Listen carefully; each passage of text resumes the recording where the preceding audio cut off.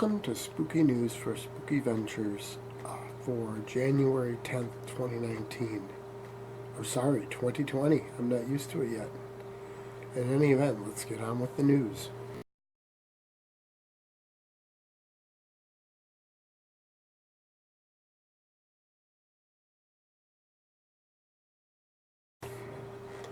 Just wanted to put out the usual reminder here. Spooky Ventures, particularly this YouTube channel, but all the Spooky Ventures, is supposed to be interactive, so please share our videos, like our videos, subscribe to the channel, and leave comments. Let us know what you like, what you'd like to see. If you want to submit some videos that you'd like to see on our channel, please do. And remember, always keep it spooky.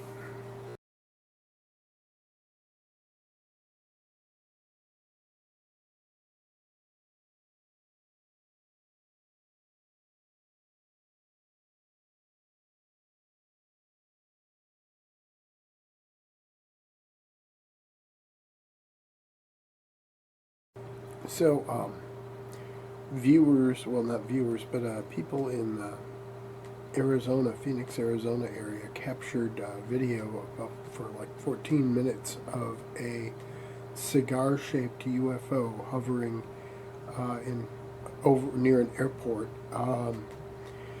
and it's been put out on YouTube, I believe. I'm going to add it to our spooky playlist if it has. But there's an article about it that I'll be sharing. In any event, this took place right at the end of the year on December 28th, so have a look at the article and see the video if you get a chance, and see what you think. Leave us some comments.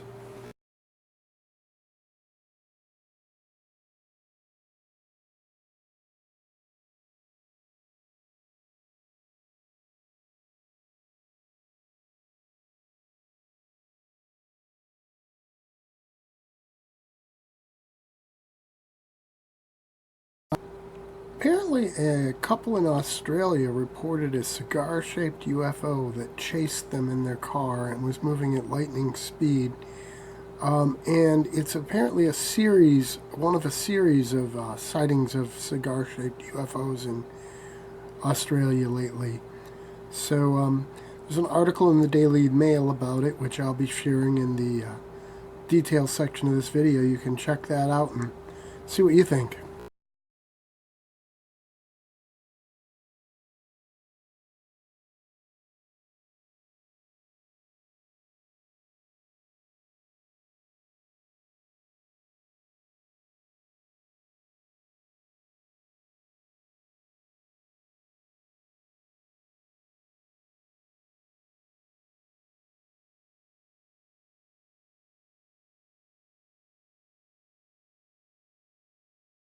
In Cornwall, England, there's a landmark known as St. Michael's Mount, and there are legends of a giant living there. Now, they have found the skeleton of someone who was 7'8".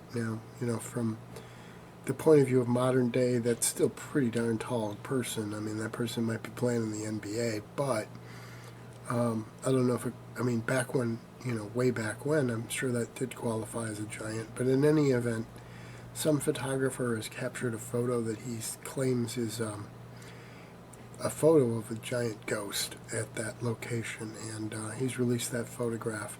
So you can look for that. It'll be in the article. I'm going to see if I can get rights to actually put it in the video. We'll see.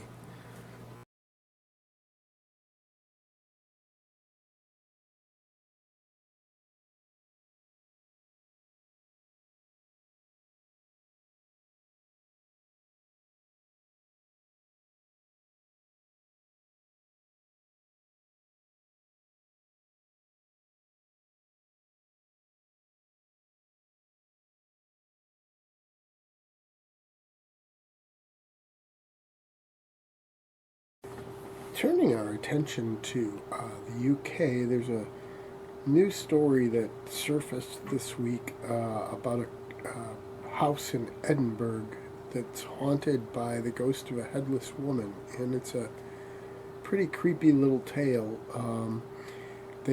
Edinburgh Live shared it, and I will give you the link and you can check it out. But it's a mansion that had apparently with a big secret, and it's a pretty creepy story.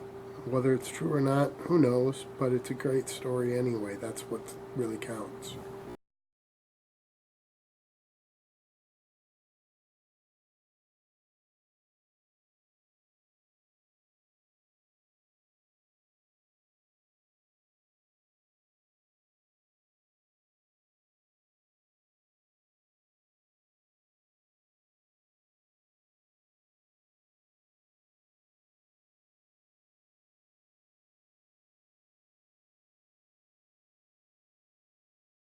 We released one new design in our Cafe Press store this week. It's an Abominable Snowman design.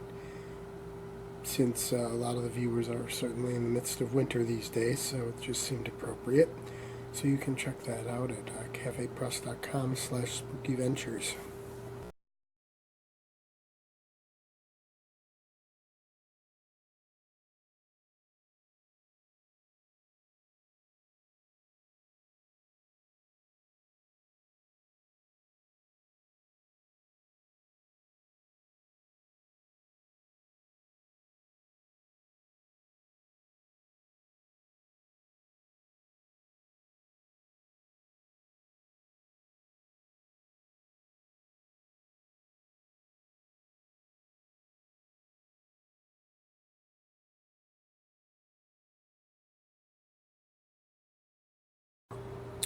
Like I've mentioned in some previous editions, paranormal travel is kind of a big deal these days. And if you're heading to India, there's an article that just came out that talks about the 10 most haunted places in India. So perhaps if you want to do some paranormal travel when you're going to India, please check out the article. Um, and see, like I said, they've got details about the different hauntings and stuff going on and places to go, the places where you can go find those hauntings. Um, and you can, go tour some paranormal activity in India.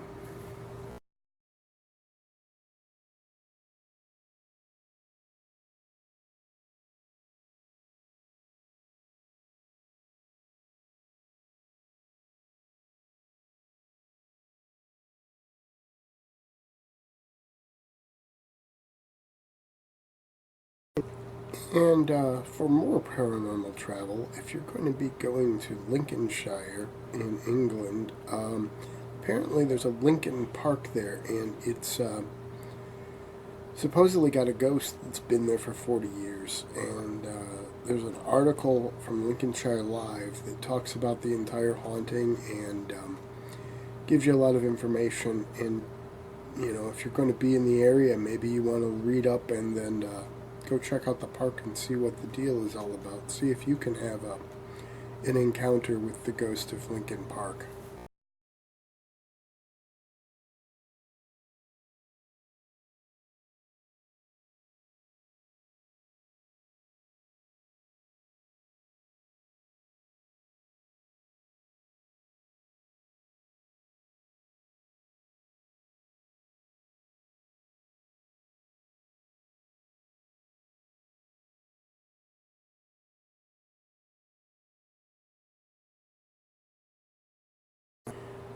There's a new book out about a haunting in County Durham in the UK, the haunting at Bishop Auckland. The book is by a lady named Elaine Kelly, who is part of a paranormal investigation group. In fact, she runs the group.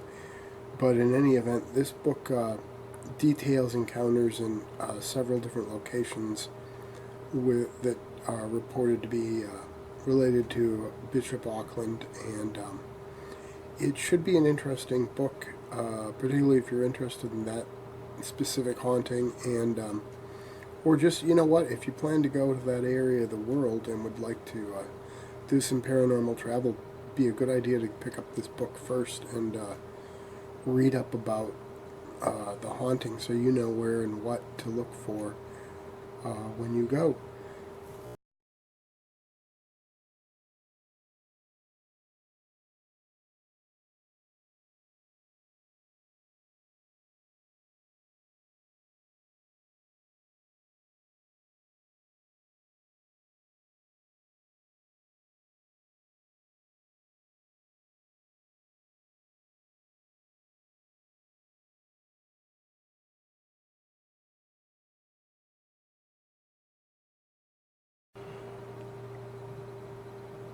I'm going to have at least a couple articles or bits here about the new Dracula from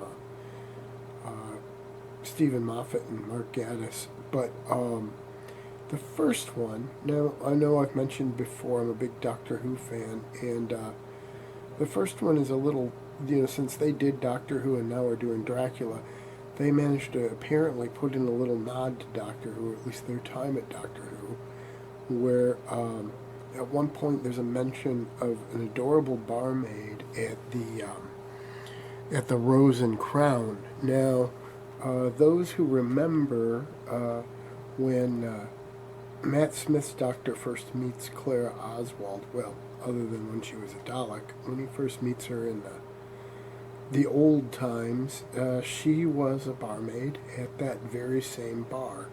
So that seems like a pretty definite nod to the Doctor Who universe and their time with it, which is a pretty cool thing.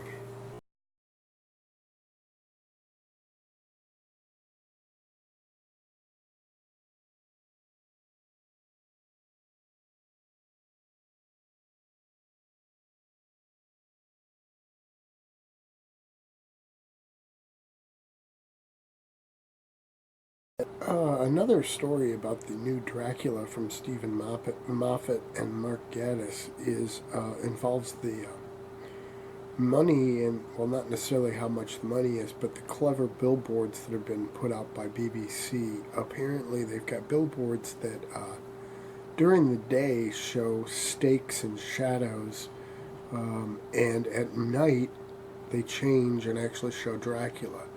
So that's kind of cool. It's also good to know that BBC is getting behind promoting this little 3-episode mini-series thing so well, and certainly generating a lot of interesting news articles for Dracula.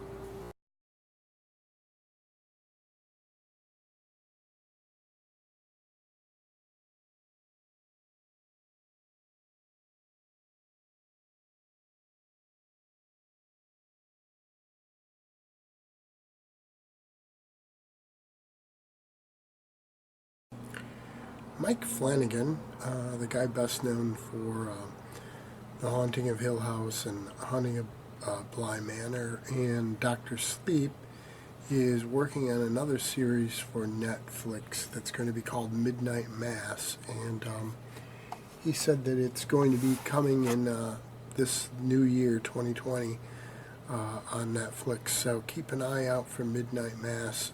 It's being rumored to be the spookiest thing he's done, so we'll see about that, but I know he's got a lot of fans, so hopefully you'll enjoy it when it comes out.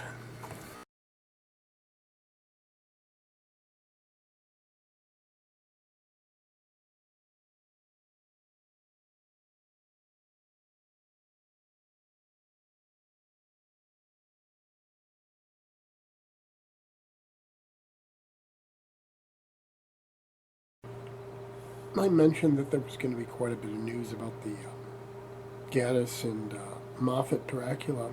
Well, according to The Independent in the UK, a lot of viewers have been saying that it's the best adaptation of the book so far, and that they really, really love it. Found it to be very scary and just plain great. So, if you haven't had a chance to see it yet, maybe you want to tune into that. Personally, I haven't caught it, but I plan to.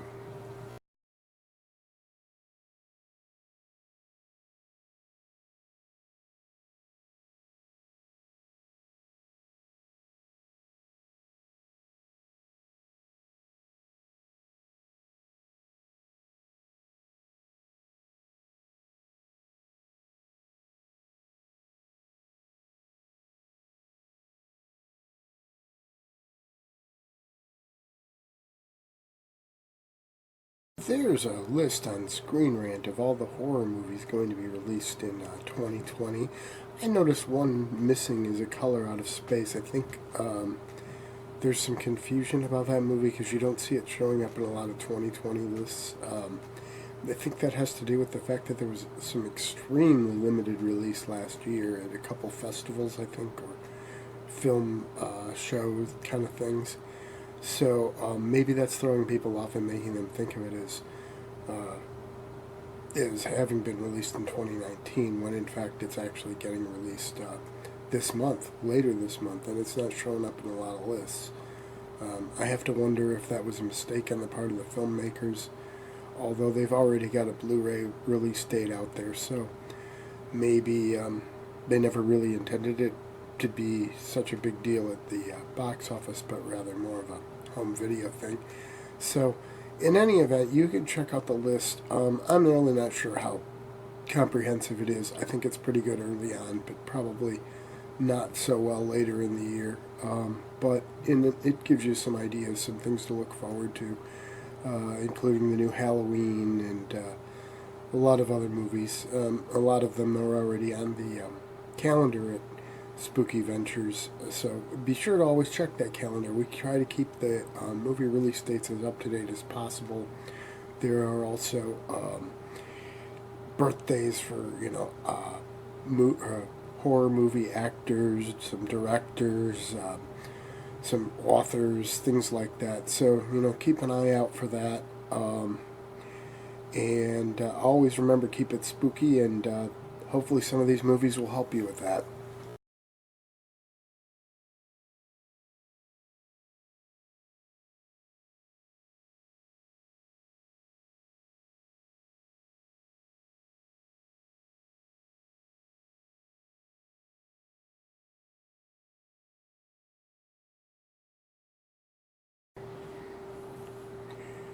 A while ago, I reported that the new Doctor Strange movie was apparently going to be a horror film.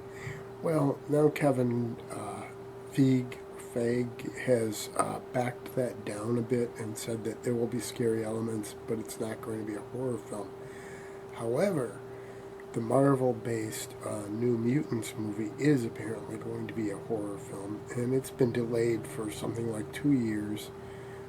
Now, mind you, it's not under Marvel Studios. It's the final X-Men movie that'll be under Fox. But it is going to be a horror film, and it's going to be coming out in April. A trailer originally dropped a couple years ago for it, but it's finally going to get released.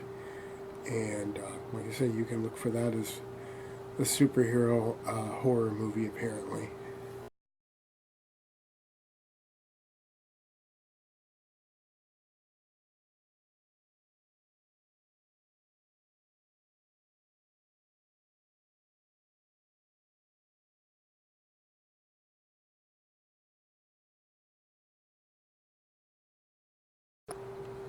Billed as Halloween meets the Hunger Games, The Furies is a female-driven slasher film that was released on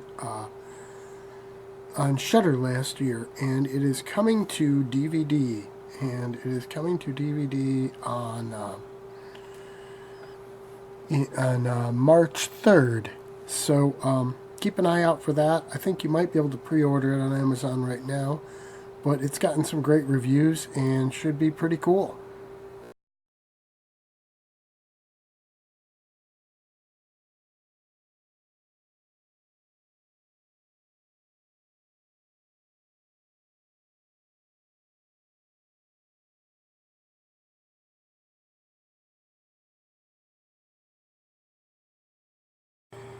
Now, a site called NStar has a list of the top 3 must-watch horror movies in 2020. You may agree or disagree with these once you see the movies, but they've got The Grudge, The Invisible Man, and A Quiet Place 2 all listed.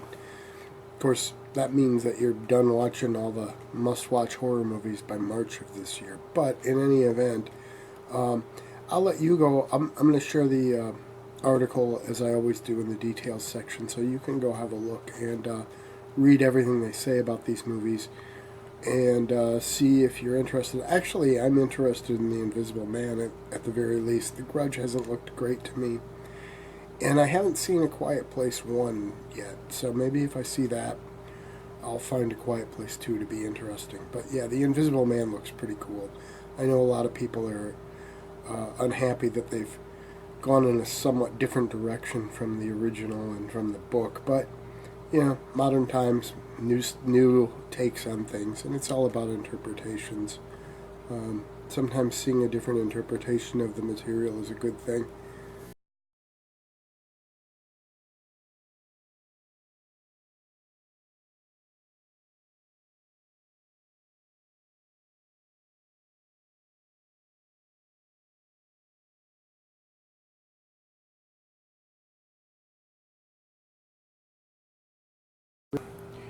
In case you missed it, we released a new spooky reviews this week on Wednesday, which is when we release our spooky reviews. And this time around, I looked at my all-time favorite horror movie, John Carpenter's Prince of Darkness. So be sure to check that out.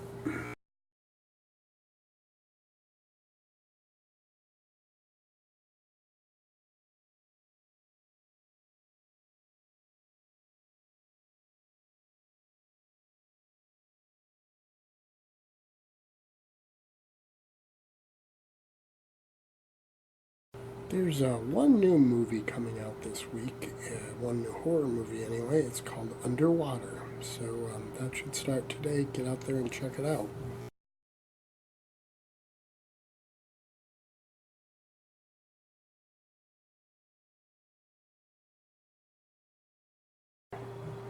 And that's a wrap for this edition of Spooky News. Please be sure to tune in next week for our next Spooky News segment.